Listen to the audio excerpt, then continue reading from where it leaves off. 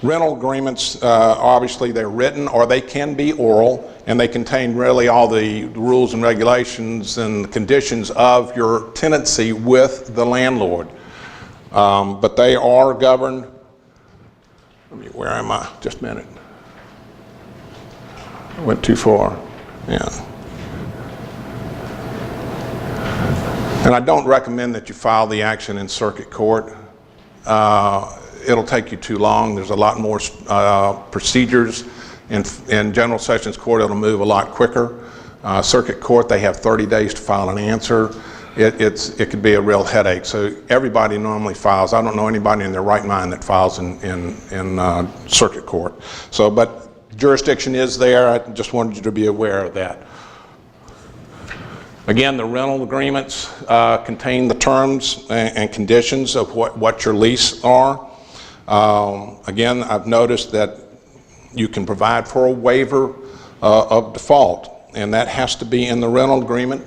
It does need to be of a certain 12-point block print, and you need that set out. There is a 5-day grace period for the payment of the rent before you can add a light charge. Now, I want to make a distinction here. There's a difference between the rent being due on the first of the month and being late. They are in default of their rental agreement by not making their payment on the first. You could effectively and begin an eviction on the second day. You don't have to wait 5 days for that grace period to expire before beginning an eviction. It is only you can't charge a late charge until that 5 days has expired. And that 5 days begins with the first day that the rent is due. So you've got the first, second, third, fourth, and fifth day. On the sixth day, you charge a late charge. Now, there are a couple of conditions on that late charge. If that late charge falls on a Saturday, a Sunday, or holiday, you have to carry it over to the next day before you can charge that to the tenant. Late charges can't exceed 10% of the amount that's due in that month. I'll be honest with you, I'm not sure that any of the, and I don't think we have any judges here, if you go to court on an eviction, the judges aren't going to ask you when each month of the late charge accrued and whether you accrued it properly.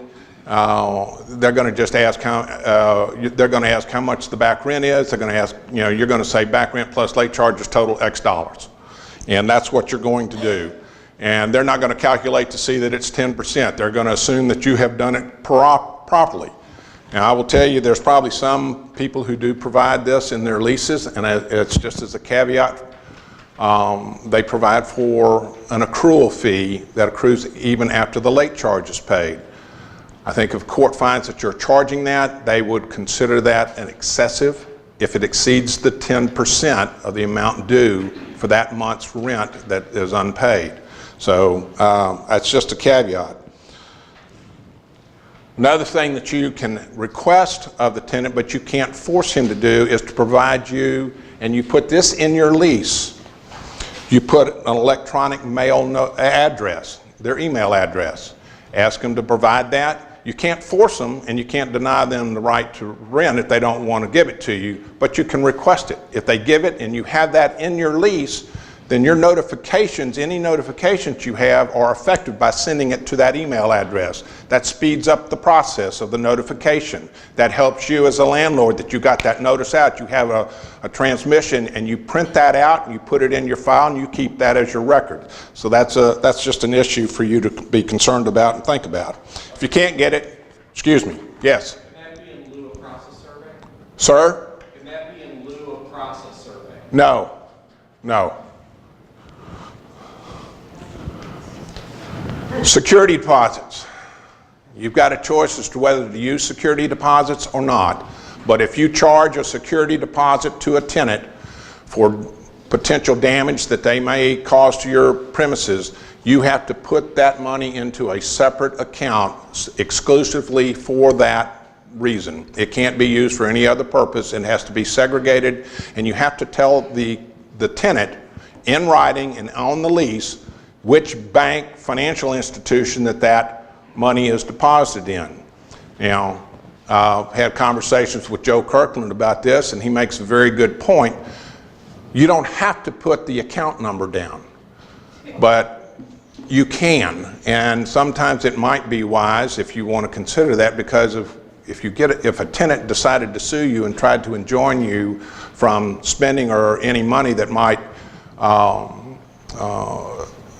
cause a loss of his security deposit, and he issues an injunction against your bank in your name, all accounts in your name, your personal account may be in that, some other business accounts may be in that, and that could cost you a few days of headaches in trying to get in that release until you can get that one specific account where his deposit is. So the decision whether to insert an account number is your decision.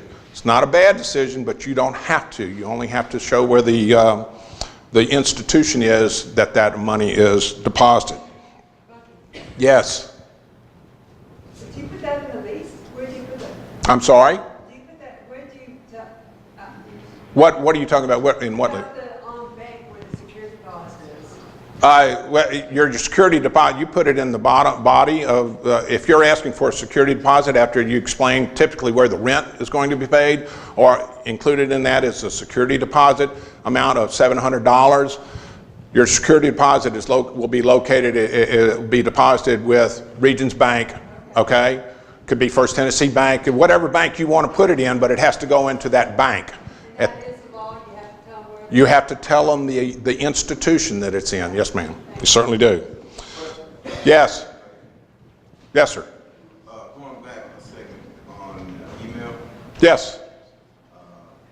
could that be considered in lieu of a certified letter based on the non-waiver in the contract? You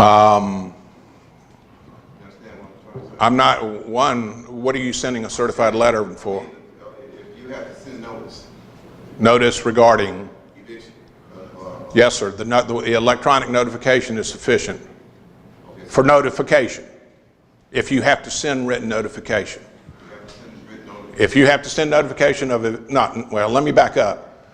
You don't have to send them notice of eviction if you have a waiver in your lease. And the only reason you're sending them a demand is if you don't have that waiver about rent and material non-compliance in your lease. If you have that in your lease, you don't have to send them anything other than a process server serving them the papers. That's all you have to send. But in the case that you don't have it, You do have to send notice, and electronic notification is sufficient. Okay. There was another question.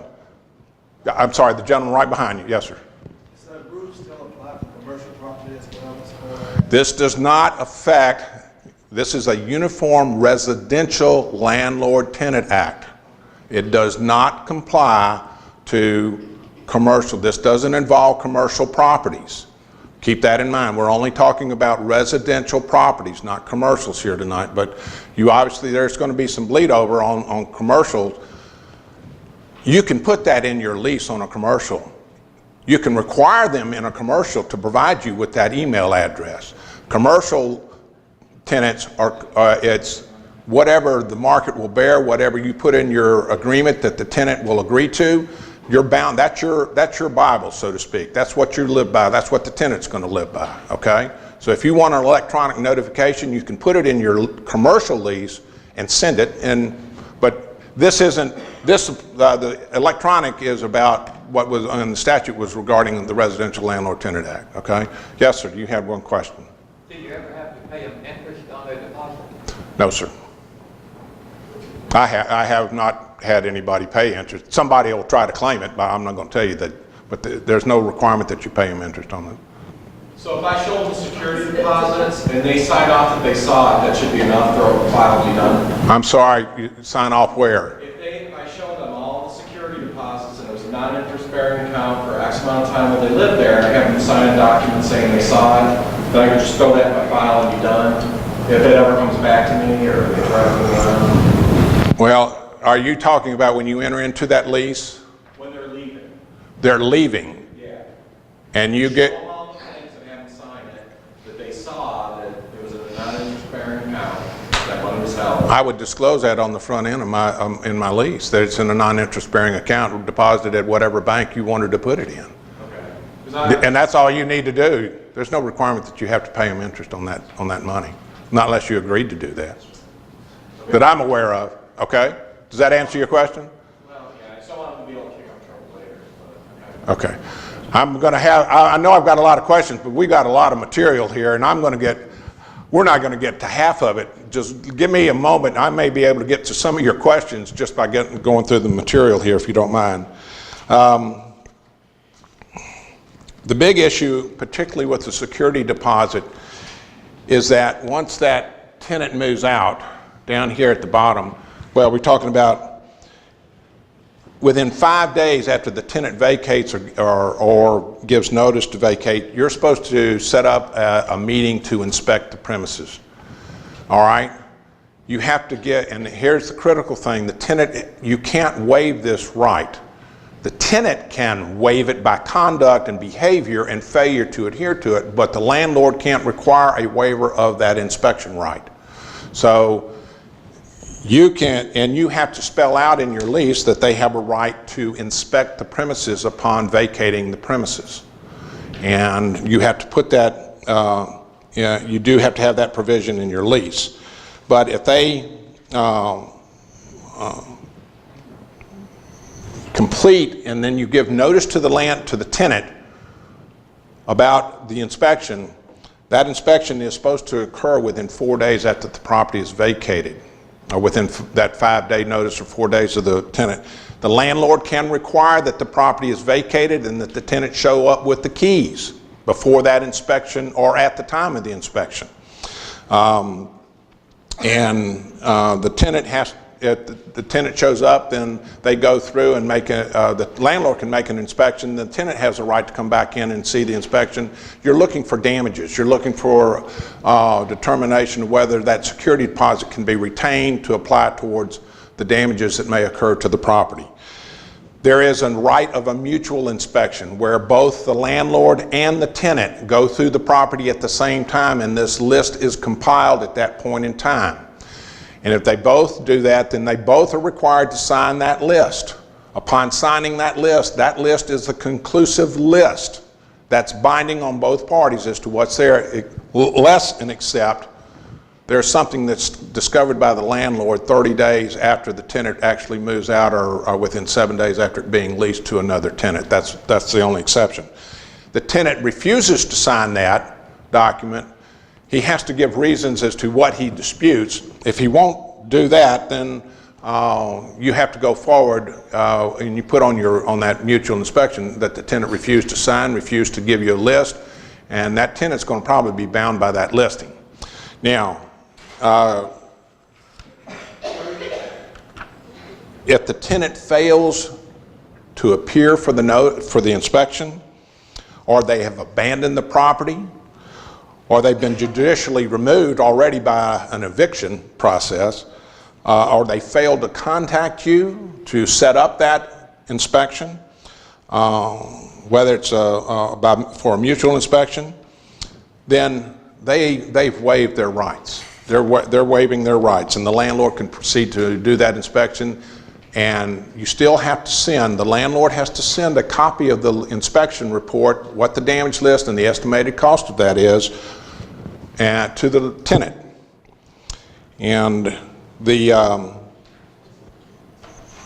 tenant is actually going to be bound by that list after those conditions fall in.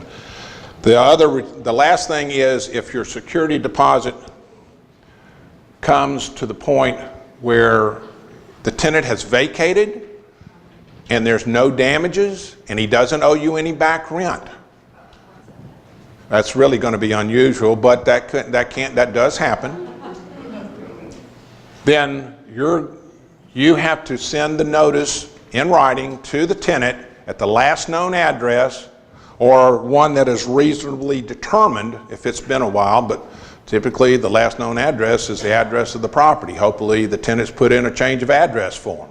Or if he's told you that they've moved and what that address is, that's where you're going to have to send your notification of how much that they're entitled to a refund.